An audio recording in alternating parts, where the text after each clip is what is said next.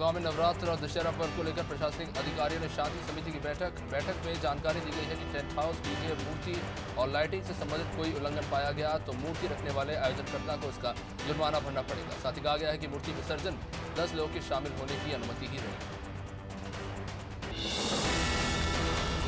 राजस्थान में मंदिर के पुजारी की निर्मम हत्या के विरोध में राजस्थान में भारतीय जनता युवा मोर्चा के कार्यकर्ताओं ने गहलोत सरकार का पुतला फूंक कर प्रदर्शन किया। बाजुमा कार्यकर्ताओं ने गहलोत सरकार की अर्थी निकालकर चौराहे में पुतले को आग के हवाले किया।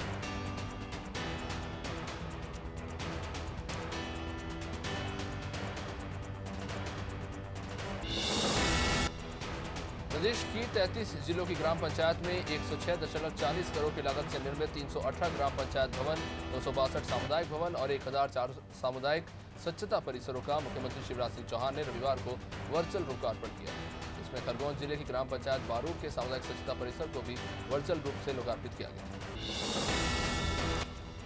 अशोकनगर के मुकाबले में होने वाले उपचुनाव के लिए बीजेपी ने अपनी पूरी ताकत झोंक दी है। मुख्यमंत्री शिवराज सिंह के बाद अब बीजेपी के कद्दावर नेताओं का दौर भी यहां शुरू हो चुका है। सेगराई और पिपराई में नगरीय प्रशासन मंत्री भूपेंद्र सिंह ने भाजपा प्रत्याशी बृजेंद्र यादव के समर्थन में सभा को संबोधित किया। इस दौरान मंच पर सांसद केपी यादव, जालम सिंह राज्य मंत्री और बृजेंद्र सिंह के साथ मौजूद थे।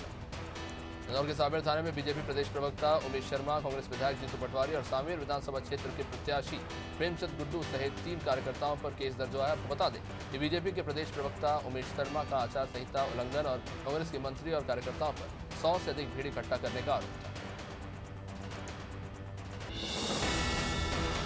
रायसेन जिले के बेगमगंज में आने वाले सुनहरा गांव में किसान ने फांसी लगाकर जान दी थी। किसान का शव उसके ही घर पर फंदे पर लटकता मिला। बताया जा रहा है कि किसान कृष्ण मुरारी लोधी की 5 एकड़ में लगी सोयाबीन की फसल बर्बाद हो चुकी थी, जिससे वो डिप्रेशन में था और उस पर काफी कर्ज भी हो गया था।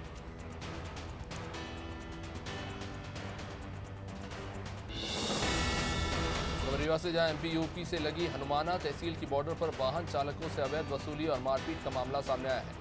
इस मामले में वाहन चालक कई बार शिकायत कर चुके थे, लेकिन आरटीओ विभाग की उदासीनता के चलते वाहन चालकों से अवैध वसूली जारी रही और उनसे मारपीट की घटनाएं लगातार बढ़ती जा रही।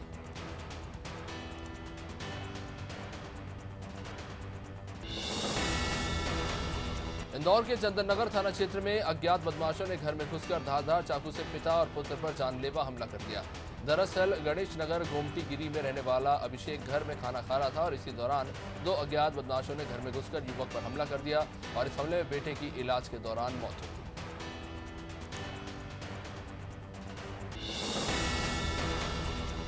इंदौर के थाना बाड़गंगा क्षेत्र के मुखर्जी नगर में गुंडों ने शराब के नशे में जमकर उत्पात मचाया और एक रहवासी को मारपीट करते हुए घायल कर दिया, जिसके बाद बदमाश मौके से फरार हो गए। घटना की जानकारी मिलने के बाद पुलिस मौके पर पहुंची थी और घायल युवक को इलाज के लिए अंबाई अस्पताल पहुंचाया।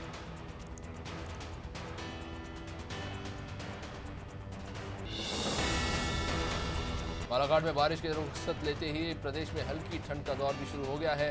हल्की ठंड के साथ तड़के कोहरे का साया भी नजर आने लगा है। ग्रामीण क्षेत्रों के साथ शहर में भी इसका असर देखने को मिल रहा है। शहर को अपनी आगोश में रहने वाले कोहरे से मॉर्निंग वॉक वाले जहां खुश है, वही वाहन चालक वाले थोड़े से परेशान।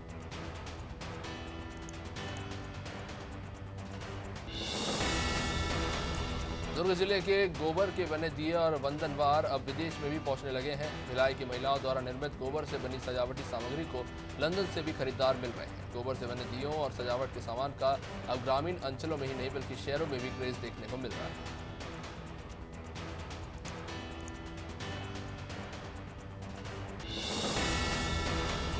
मन से जनता के सामने घुटने टेककर विपक्ष जहां सीएम शिवराज पर लगातार हमलावर हो रही है, तो वही गृहमंत्री नरोत्तम मिश्रा ने सीएम के बचाव में कहा है कि कांग्रेस जिंदगी भर गांधी परिवार के आगे घुटने टेकती आई है। जनता की जनार्दन अपने आराध्य के सामने घुटने टेकने में इसमें क्या ही गलत है।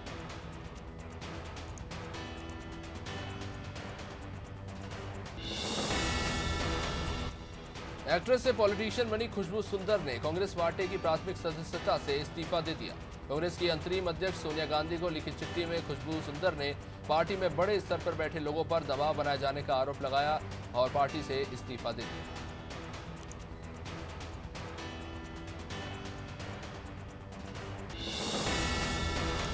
इंदौर की गांधीनगर थाना पुलिस ने रेस्टोरेंट में जुआ खेलते 27 जुआरियों को गिरफ्तार किया है। पकड़े गए आरोपियों के पास से 51,000 रुपए नकद बरामद हुए हैं और इनके साथ रेस्टोरेंट संचालक के खिलाफ भी प्रकरण दर्ज किया गया है।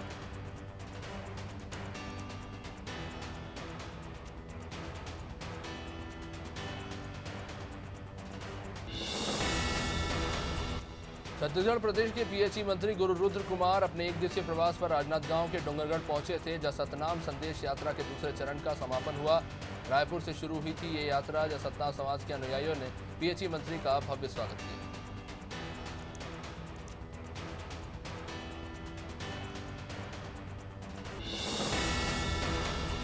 शेड्यूल रेंजर और परिवहन विभाग के उड़नदस्ता प्रभारी के बाद अब शेड्यूल रेंज के एक पुलिस अधिकारी और कबाड़ कारोबारी के बीच लेनदेन का एक कथित ऑडियो वायरल हुआ है। इस कथित ऑडियो में कबाड़ कारोबारी पुलिस अधिकारी पर गाड़ी छोड़ने के लिए दबाव बना रहा है। कबाड़ कारोबारी अधिकारी को ऑडियो में बार बार धमकी देने के शब्द सामने आए। उपचुनाव में दोनों ही दल एक दूसरे पर जुबानी हमले कर रहे हैं। कांग्रेस नेता दिनेश गुर्जर ने अशोकनगर में एक सभा को संबोधित करते हुए शिवराज सिंह चौहान को भूखे नंगे परिवार में जन्मा बता दिया और पूर्व मुख्यमंत्री कमलनाथ को देश के दूसरे नंबर का उद्योगपति बताया। दिनेश गुर्जर के इस बयान के बाद बीजेपी कांग्रेस पर हमलावर हो रही है, तो वही पार्टी प्रवक्ता ने कहा कि शिवराज गरीब के बेटे हैं और किसान के बेटे वो गरीबों की चिंता करते हैं। मध्य प्रदेश की 28 विधानसभा सीटों पर उपचुनाव के बाद सरकार पंचायत और नगरीय निकाय चुनाव की तैयारियों में जुटी हुई है। ये चुनाव दिसंबर या जनवरी में कराए जा सकते हैं और इसके लिए चुनाव आयोग ने तैयारियां भी तेज कर दी है। कोरोना काल को देखते हुए तय किया गया है कि केंद्रीय चुनाव आयोग के दिशा निर्देशों के अनुसार ही व्यवस्थाएं की जाएंगी। लखनऊ के ऐशबाग के धोबीघाट इलाके के पास बसी झुग्गी झोपड़ी में अचानक सुबह के 3 बजे आग लग गई। आग की भयावह लपटों में देखते ही देखते 100 आशियाने समा गए। आग लगने के कारणों का अभी तक खुलासा नहीं हो सका है। हालांकि सूचना के बाद पहुंची फायर ब्रिगेड की टीम को काफी मशक्कत के बाद आग बुझाने में सफलता मिली।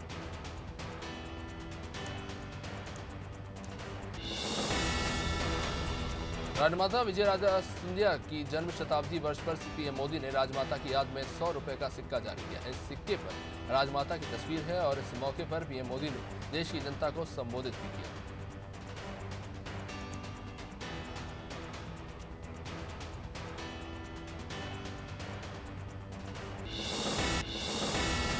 अपने बयानों की वजह से हमेशा सुर्खियों में रहने वाली महिला एवं बाल विकास मंत्री इमरती देवी ने एक बार फिर से बड़ा बयान दिया है और कहा है कि डबरा में ना बीएसपी ना कांग्रेस, सिर्फ इमरती देवी। उन्होंने कांग्रेस प्रत्याशी सुरेश राजे को 80,000 से ज्यादा मतों से हराने का दावा किया है।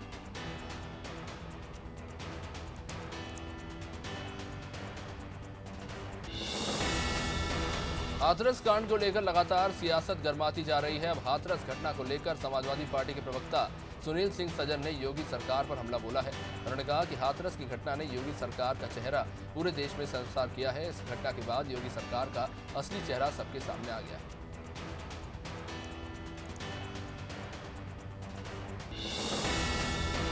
जहां एक तरफ कोरोना के कारण लोगों के काम धंधे बंद पड़े हुए हैं, तो वही मूर्तिकार भी काफी परेशान है। अब शारदीय नवरात्र का पर्व शुरू होने वाला है और इसको लेकर छतरपुर के मूर्तिकारों ने भी तैयारियां शुरू कर दी है। इस बार कोरोना के कारण धंधे पर बुरा असर पड़ा।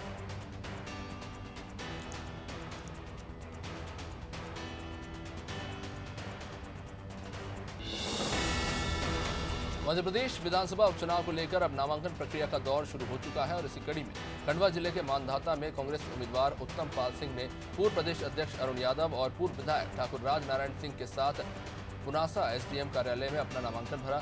इस दौरान कार्यालय के बाहर सैकड़ों कार्यकर्ता सोशल डिस्टेंसिंग की धज्जियां उड़ाते नजर आए। बड़वानी जिले की सिलावत पुलिस को अवैध मादक पदार्थों के खिलाफ जारी मुहिम में बड़ी सफलता हाथ लगी। पुलिस ने दबिश देकर सुतपुरी के पास के गांव से खेतों में बोए गए 6 क्विंटल से ज्यादा गांजे के पौधे जब्त किए हैं। साथ ही आरोपी 2 सगे भाइयों को भी गिरफ्तार किया है। बरामद किए गए गांजे की कीमत करीब 31 लाख रुपए आकी गई।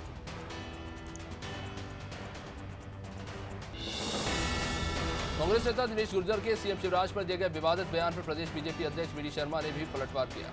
शर्मा ने कहा कि शिवराज जी एक गरीब किसान के बेटे हैं और इसलिए वह इस प्रदेश के मुख्यमंत्री हैं। कमलनाथ ने कभी धूप गांव गरीब का घर नहीं देखा, वो गरीब का दर्द नहीं समझते। ये वी डी शर्मा के शब्द।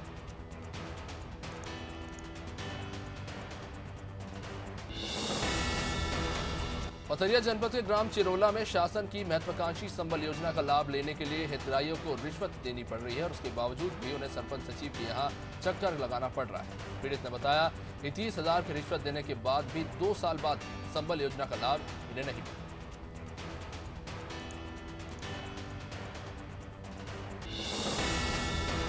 ग्वालियर में राजमाता विजयराजा सिंधिया के जन्म शताब्दी समारोह कार्यक्रम से लौट रहे सीएम शिवराज सिंह चौहान के काफिले को एक लड़की ने रोका और शिवराज सिंह को अपनी पूरी पीड़ा बताई। शिवराज सिंह ने लड़की की बात सुनकर उसे मदद का आश्वासन दिया है। दरअसल लड़की की मां को कैंसर है और जिसके इलाज को लेकर वो बेहद परेशान थी।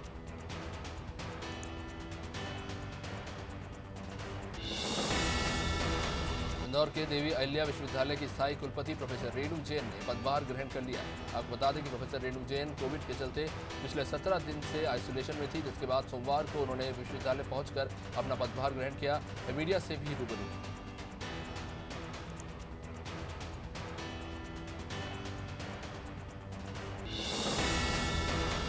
पथरिया में बिजली सुधार करते समय करंट की चपेट में आने से एक युवक की मौत हो गई है। दरअसल मृतक रामलाल विद्युत वितरण कंपनी के लाइनमैन प्राइवेट तौर पर काम कर रहा था और घटना वाले दिन भी रामलाल लखरौनी सब स्टेशन में जम्पर बदल रहा था। इसी दौरान वो करंट की चपेट में आ गया और उसकी मौत हो गई।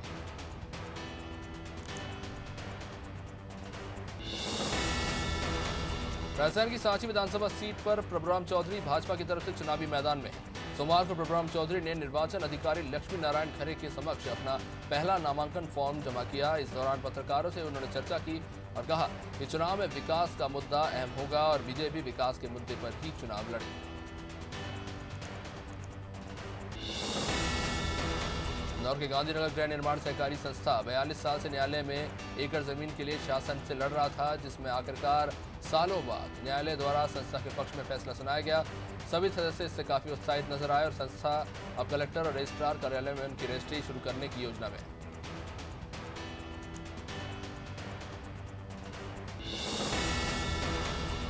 खुरई में दुर्गा प्रतिमा की स्थापना को लेकर शांति समिति की बैठक एसडीएम की अध्यक्षता में संपन्न हुई, जिसमें दुर्गा समिति के सदस्यों को शासन की गाइडलाइन को लेकर निर्देशित किया गया और साथ ही साथ शराबियों और मंचलों से जुड़ी समस्याओं पर भी चर्चा हुई।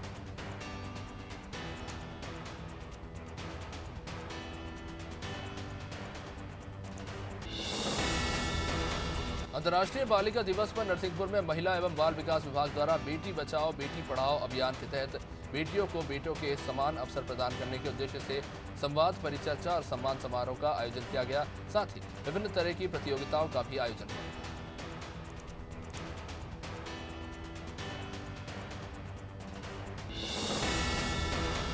अजयगढ़ क्षेत्र में लो वोल्टेज की समस्या से लोगों को अब निजात मिल जाएगी, क्योंकि क्षेत्र में जिला इंजीनियर के द्वारा अजयगढ़ क्षेत्र के सब स्टेशन को लवकुश नगर क्षेत्र में नई लाइन खड़ी करके उसे चंदला लाइन से सफलतापूर्वक जोड़ दिया गया है। इससे अजयगढ़ और धर्मपुर सब स्टेशन से संबंधित क्षेत्र में भी विद्युत आपूर्ति में सुधार होगा और ज्यादा लोड नहीं पड़ेगा। ओमकारेश्वर में विभिन्न संगठन की महिलाओं द्वारा धार्मिक आयोजन किए जा रहे हैं, जिस बीच भजन मंडली और संपूर्ण भारतीय ब्राह्मण महासभा, संपूर्ण सनातन महिला युवा मोर्चा और मां रेवा भजन मंडली के द्वारा विष्णु मंदिर से चुनरी यात्रा निकाली गई, जिसमें 100 से अधिक महिलाओं ने नर्मदा जी की स्तुति की। हालांकि 100 से ज्यादा लोगों को इकट्ठा करना कोरोना गाइडलाइंस का उल्लंघन है। रायपुर में 11 अक्टूबर को अनमोल बिटिया पुस्तक का विमोचन छत्तीसगढ़ के पूर्व मुख्यमंत्री डॉक्टर रमन सिंह द्वारा रायपुर में उनके आवास पर किया गया।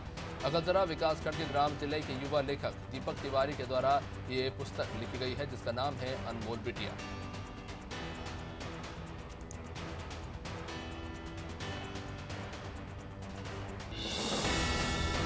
उज्जैन के तराना में पत्रकार नूतन गिरी को उच्च न्यायालय से न्याय मिलने के बाद यूनाइटेड प्रेस क्लब ने मारुति मंदिर कायथा में सुंदरकांड और पत्रकार मिलन समारोह का आयोजन किया और सभी का आभार जताया।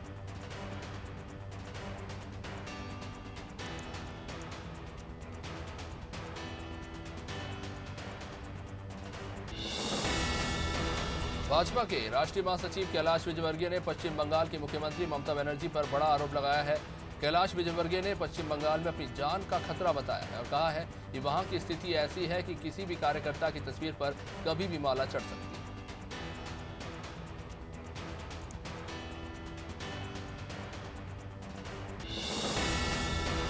बीजेपी प्रदेश अध्यक्ष वी डी शर्मा का कहना है कि बूथ जीता तो चुनाव जीता और इसी मंत्र पर बीजेपी काम कर रही है। इसके साथ ही साथ चुनावी समर में शब्दों की मर्यादा को तार-तार करने वाले बयान पर वी डी शर्मा ने कांग्रेस और कमलनाथ को आड़े हाथों लिया।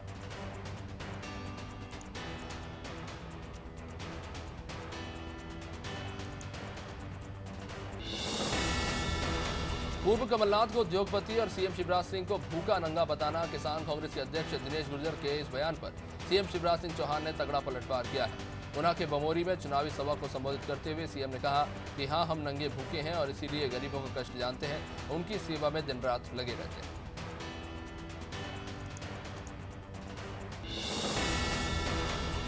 बीजेपी चुनाव प्रबंधन समिति के संयोजक भूपेंद्र सिंह ने कहा कि उपचुनाव को लेकर हमारी पूरी तैयारी है। 14 अक्टूबर तक सभी 128 मंडलों का सम्मेलन हो जाएगा और इसके बाद 15 से लेकर 24 तारीख तक सभी 7800 बूथ केंद्रों पर बूथ सम्मेलन भी होगा, जिसमें सभी वरिष्ठ नेता हिस्सा लेंगे।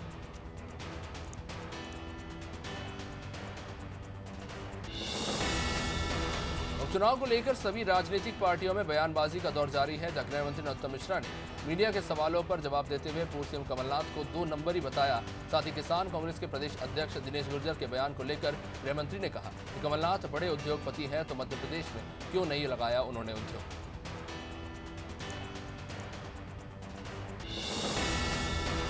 मध्य प्रदेश में होने वाले विधानसभा उपचुनाव के लिए लगातार राजनीतिक दल सक्रिय होते हुए नजर आ रहे हैं, जहां इस बीच तीसरे मोर्चे के तौर पर भी कई पार्टियां उभरकर सामने आ रही है, जो खुद को उपचुनाव में भाजपा और कांग्रेस से बेहतर विकल्प बता रही है। सोमवार को इंडिया जनशक्ति पार्टी ने अपने 28 उम्मीदवारों की घोषणा के साथ ही जनता के लिए एक हक पत्र की सूची भी जारी की।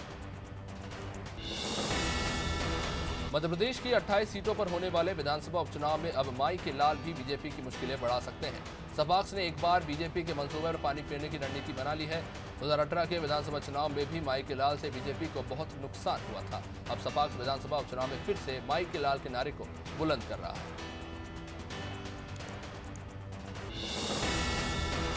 प्रधानमंत्री जल जीवन मिशन योजना के तहत आष्टा विधायक रघुनाथ सिंह वाल्विया ने विधानसभा के मतदाताओं को बड़ी सौगात दी है। रघुनाथ ने बताया कि नल जल योजना से 40 गांवों को लाभ मिलेगा। आपको बता दें कि 33 करोड़ की लागत से पानी की टंकी और नल कनेक्शन वितरित किए गए हैं। योजना का शुभारंभ 14 अक्टूबर को मुख्यमंत्री शिवराज सिंह चौहान करेंगे।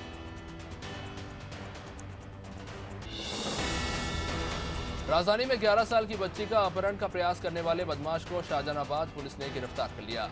बदमाश पर पहले से ही आधा दर्जन से ज्यादा गंभीर अपराध पहले से ही दर्ज हैं। 2 दिन पहले कोचिंग से घर जाते वक्त बदमाश ने मासूम का मुंह दबाकर उसे अगवा करने की कोशिश की थी। इसके बाद पुलिस ने संजय नगर इलाके में आरोपी का जुलूस भी निकाला। उत्तर प्रदेश में शिक्षक भर्ती मामले में बेसिक शिक्षा मंत्री सचिन द्विवेदी ने कहा कि 31,227 पदों पर चयन का काम शुरू हो गया है। 14 से लेकर 15 अक्टूबर को जनपदों में काउंसलिंग का आयोजन किया जाएगा और 16 अक्टूबर को नियुक्ति पत्र दे दिए जाएंगे।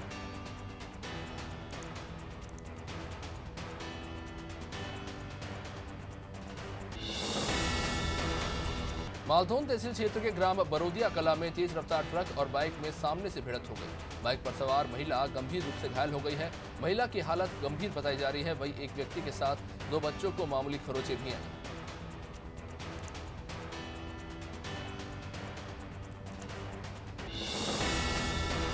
इंदौर के सावेर में चुनाव प्रचार पर निकले पूर्व मंत्री जीतू पटवारी का एक दांव उल्टा पड़ गया। जीतू पटवारी महिला के सामने लोगों से कमलनाथ सरकार के कामों का आकलन कराने लगे। इस दौरान उन्होंने एक बुजुर्ग महिला से पूछ लिया कमलनाथ सरकार में क्या कमियां थी। इस पर महिला ने कह दिया कि कमियां तो बहुत थी।